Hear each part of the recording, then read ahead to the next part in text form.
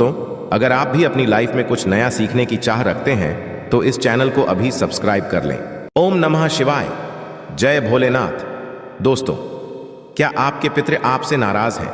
और क्या आपको लगता है कि आपके पितरों की वजह से आपके घर की सुख शांति में रुकावटें आ रही हैं और आपके कार्य नहीं बन रहे हैं, या आप संतान की कमी और धन की कमी या कर्ज से परेशान हैं, या आपका भाग्य आपका साथ नहीं दे रहा है?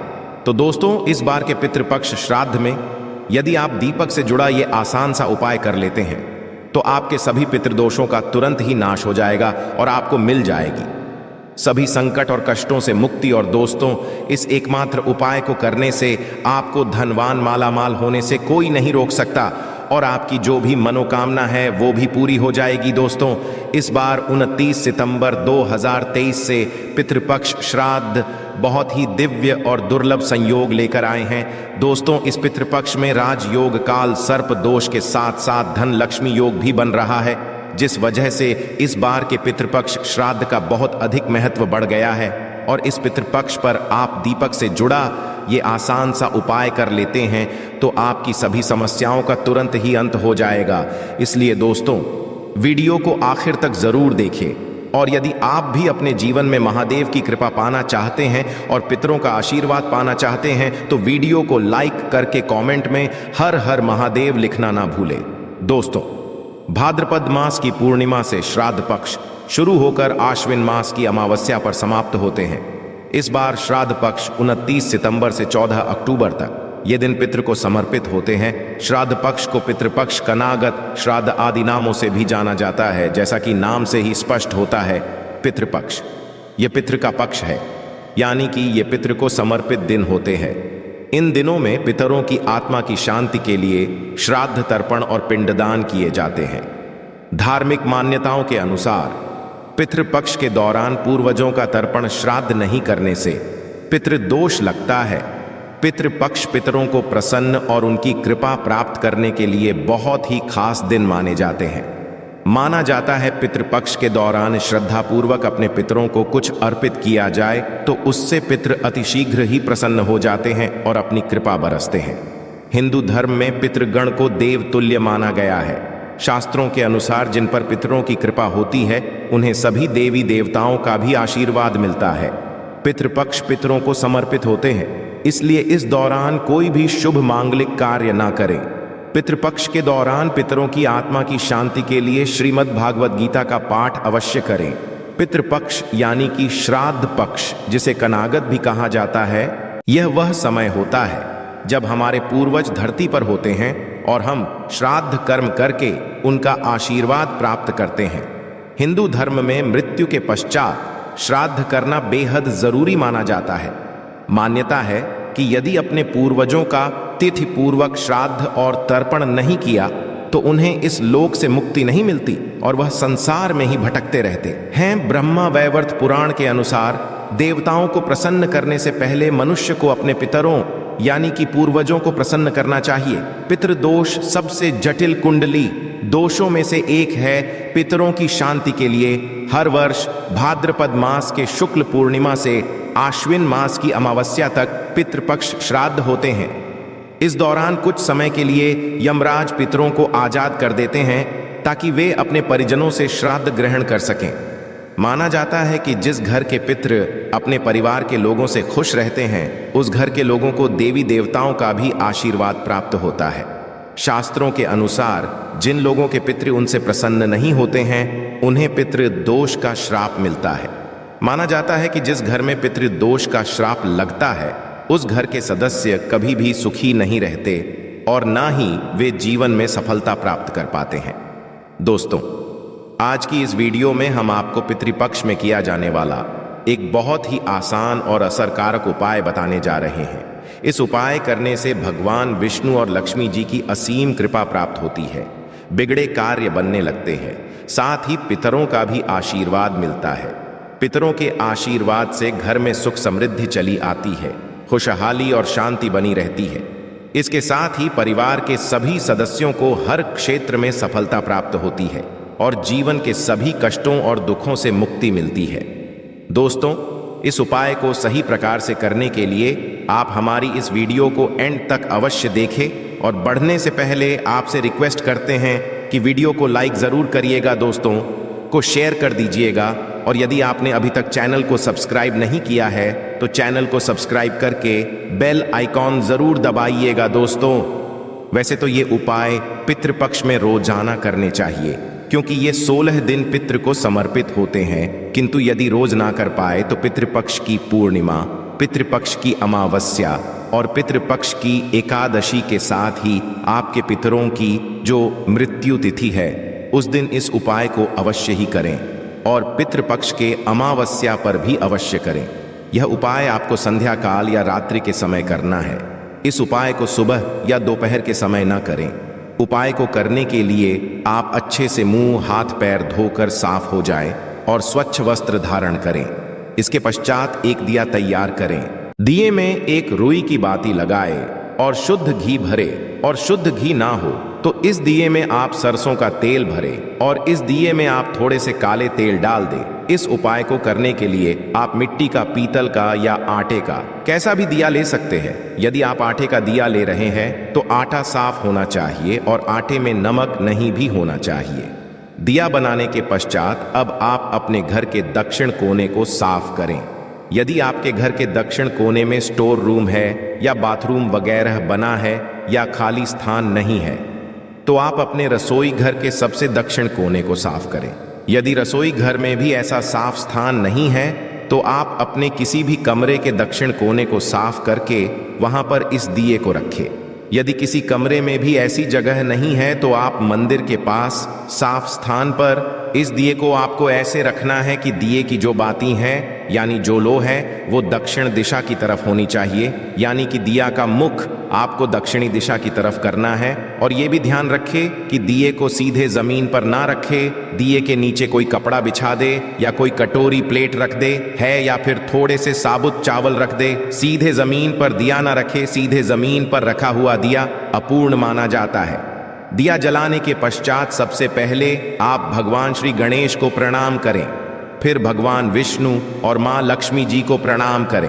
इसके पश्चात पितृदेव को प्रणाम करें।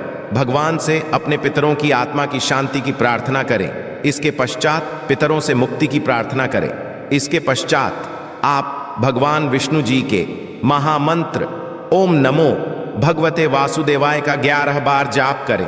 मंत्र का जाप करने के पश्चात अब आप पितृदेव के इस मंत्र का 108 बार जाप करें। मंत्र इस प्रकार है AUM पितृदेव इस मंत्र का आपको 108 बार जाप करना है। आप किसी भी माला पर जिस पर आप मंत्र का जाप करते हैं उस पर भी इस मंत्र का जाप कर सकते हैं, या फिर उंगलियों पर गिनकर या माचिस की तीली पर या मिश्री के दाने पर गिनकर भी आप इस मंत्र का जाप कर सकते हैं। दोस्तों ध्यान रखिए, इस मंत्र का जाप आपको दक्षिण दिशा की तरफ मुंह करके करना है। शास्त्रों में बताया गया है कि पितृलोक दक्षिण दिशा में है। दक्षिण दिशा पितरों की दिशा होती, इस दिशा में पितरों का वास होता है। श्राद्ध पक्ष में दक्षिण दिशा में इस प्रकार दिया जलाने से और मंत्र का जाप करने से पितृदेव की असीम कृपा प्राप्त होती है और पितृदोष पितृ आशीर्वाद में बदल जाता है।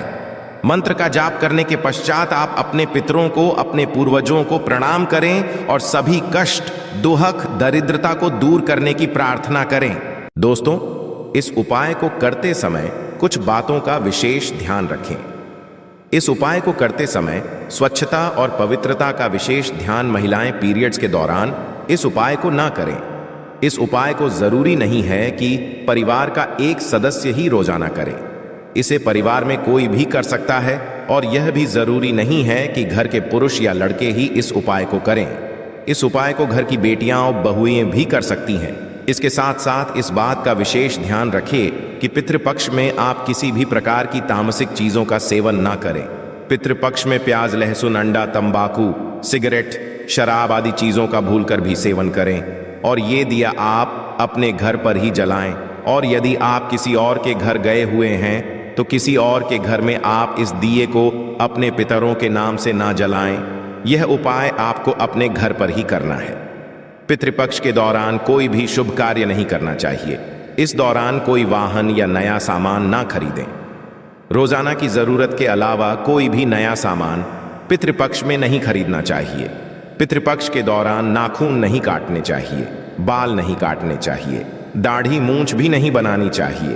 पितृपक्ष में ब्राह्मण गायों, कुत्तों, चींटियों, बिल्ली आदि को भोजन अवश्य ही कराना चाहिए।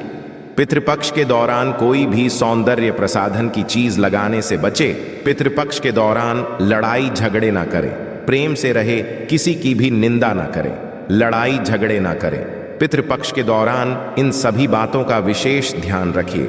दोस्तों, यदि आपने दिया चावलों पर रखकर जलाया है तो अगले दिन सुबह उठकर आप उन चावलों को पक्षियों को डाल दें। यदि आपने आटे के दिए का प्रयोग किया है तो उस दिए को भी आप पक्षियों को ढाल दें। यदि आपने मिट्टी तितल के दिए का प्रयोग किया है तो आप उस दिए को दोबारा प्रयोग कर सकते हैं। तो दोस्तों, आइए अब आपको बताते हैं पितृपक्ष के दौरान कौन सी चीजें आपको भूलकर भी नहीं खरीदनी चाहिए। लोहे का सामान। पितृपक्ष के दौरान लोहे का सामान नहीं खरीदा जाना चाहिए। यदि खरीदा जाता है तो इससे पितृ नाराज हो जाते हैं। साथ ही घर की नकारात्मकता बढ़ जाती है, घर की सुख शांति भी खत्म हो जाती है। ये जीवन में दुख का कारण बनता है। गृह प्रवेश, भूमि पूजन। इसके अलावा पितृपक्ष के दौरान भूमि पूजन और नए घर में प्रवेश नहीं किया जाना चाहिए। यदि ऐसा किया जाता है तो उस घर में भूत प्रेत का वास होने लगता है। साथ ही घर का व्यक्ति काफी खुश नहीं रहता है और उसे जीवन में परेशानियां झेलनी पड़ती है। वहीं घर के व्यक्ति अक्सर बीमार भी रहने लगते हैं, क्योंकि ऐसा करने से पितृ नाराज हो जाते हैं। नए कपड़े पितृपक्ष में नए वस्त्र नहीं खरीदे जाना चाहिए। हालांकि श्राद्ध पक्ष के दौरान नए वस्त्रों का दान जरूर जाता है, किंतु पुराने वस्त्र का नहीं और ना ही नए वस्त्र खरीदे जाते हैं। यदि ऐसा किया जाता है तो उस पत्र नाराज हो जाते हैं और उसका शुभ प्रभाव जीवन पर देखने को मिलता है। मांस मदिरा। पितृपक्ष या श्राद्ध पक्ष के दौरान मांस मदिरा नहीं खरीदी जानी चाहिए, ना ही इसका सेवन करना चाहिए। यदि मांस मदिरा का सेवन किया जाता है और उन चीजों को खरीदा जाता है तो इससे पितृ नाराज हो जाते हैं और जीवन पर काफी ज्यादा प्रभाव देखने को मिलता है। इतना ही नहीं, वंश पर इसका सबसे ज्यादा पड़ता है, घर में कलह भी बढ़ जाता है। आइए अब आपको बताते हैं श्राद्ध विधि और श्राद्ध का भोजन। पौराणिक ग्रंथों के अनुसार श्राद्ध करने की भी विधि होती है। यदि पूरे विधि विधान से श्राद्ध कर्म ना किया जाए तो मान्यता है कि वह श्राद्ध कर्म निष्फल होता है और पूर्वजों की आत्मा अतृप्त ही रहती है। शास्त्र संवत मान्यता यही है कि किसी सुयोग्य विद्वान ब्राह्मण के जरिए ही श्राद्ध कर्म करवाना चाहिए। श्राद्ध कर्म में पूरी श्रद्धा से ब्राह्मणों को तो दान दिया ही जाता है। साथ ही यदि किसी गरीब जरूरतमंद की सहायता भी आप कर सके तो बहुत पुण्य मिलता है। इसके साथ साथ गाय, कुत्ते, कौवे आदि पशु पक्षियों के लिए भी भोजन का एक अंश जरूर ढालना चाहिए। इन्हें भोजन ढालते समय अपने पितरों का स्मरण करना चाहिए। मन ही मन उनसे श्राद्ध ग्रहण करने का निवेदन करना चाहिए। यदि संभव हो तो गंगा नदी के किनारे पर श्राद्ध कर्म करवाना चाहिए, नहीं तो घर पर भी इसे जा सकता है। जिस दिन श्राद्ध हो उस दिन ब्राह्मणों को भोज करवाना चाहिए। भोजन के पश्चात दान दक्षिणा देकर भी उन्हें संतुष्ट करें। श्राद्ध पूजा दोपहर के समय शुरू करनी चाहिए। योग्य ब्राह्मण की सहायता से मंत्र उच्चारण करें और पूजा के पश्चात जल से तर्पण करें। श्राद्ध करने के लिए किसी ब्राह्मण को आमंत्रित करें, भोज कराए और अपनी सामर्थ्य के अनुसार दक्षिणा भी दे। श्राद्ध के दिन अपनी सामर्थ्य या इच्छा अनुसार खाना बनाएं। आप जिस व्यक्ति का कर रहे हैं उसकी पसंद के मुताबिक खाना बनाएं जो उचित रहेगा। श्राद्ध के दिन लहसुन प्याज रहित सात्विक भोजन ही घर की रसोई में बनना चाहिए, जिसमें उड़द की दाल, बड़े चावल, दूध, घी से बने पकवान, खीर, मौसमी सब्जी जैसे तोरई, लौकी, सीत, फल, भिंडी, कच्चे केले की सब्जी ही भोजन में मान्य है। मान्यता है कि श्राद्ध के दिन स्मरण करने से पितृ घर आते हैं और अपनी पसंद का भोजन कर तृप्त हो जाते हैं। खाने में लहसुन प्याज का प्रयोग ना करें। आइए जानते हैं पितृपक्ष की पौराणिक कथा। पितृपक्ष की पौराणिक कथा के अनुसार जोगे तथा भोगे दो भाई थे। दोनों अलग अलग रहते थे। जोगे धनी था और भोगे निर्धन। दोनों में परस्पर बड़ा प्रेम था। जोगे की पत्नी को धन का अभिमान था, किंतु भोगे की पत्नी बड़ी सरल हृदय थी। पितृपक्ष आने पर जोगे की पत्नी ने उससे पितरों का श्राद्ध करने के लिए कहा तो जोगे इसे व्यर्थ का कार्य समझकर टालने की चेष्टा करने लगा। किंतु उसकी पत्नी समझती थी कि यदि ऐसा नहीं करेंगे तो लोग बातें बनाएंगे। फिर उसे अपने मायके वालों को दावत पर बुलाने और अपनी शान दिखाने का यह उचित अवसर लगा। अतः वह बोली, आप शायद मेरी परेशानी की वजह से ऐसा कह रहे हैं, किंतु इसमें मुझे कोई परेशानी नहीं होगी। मैं भोगे की पत्नी को बुला लूंगी, दोनों मिलकर सारा काम कर लेंगी। फिर उसने जोगे को अपने पीहर न्योता देने के लिए भेज दिया। दूसरे दिन उसके बुलाने पर भोगे की पत्नी सुबह सवेरे आकर काम में जुट गई। उसने रसोई तैयार अनेक पकवान बनाए, फिर सभी काम निपटाकर अपने घर आ गई। आखिर उसे भी तो पितरों का श्राद्ध तर्पण करना था। इस अवसर पर जोगे की पत्नी ने उसे रोका ना। वह रुकी, शीघ्र ही दोपहर हो गई। पितृ भूमि पर उतरे। जोगे भोगे के पितृ पहले जोगे के यहाँ गए तो क्या देखते हैं कि उसके ससुराल वाले वहां भोजन पर जुटे हुए हैं। निराश होकर वे भोगे के यहाँ गए। वहां क्या था, मात्र पितरों के नाम पर अग्यारी दे दी गई थी।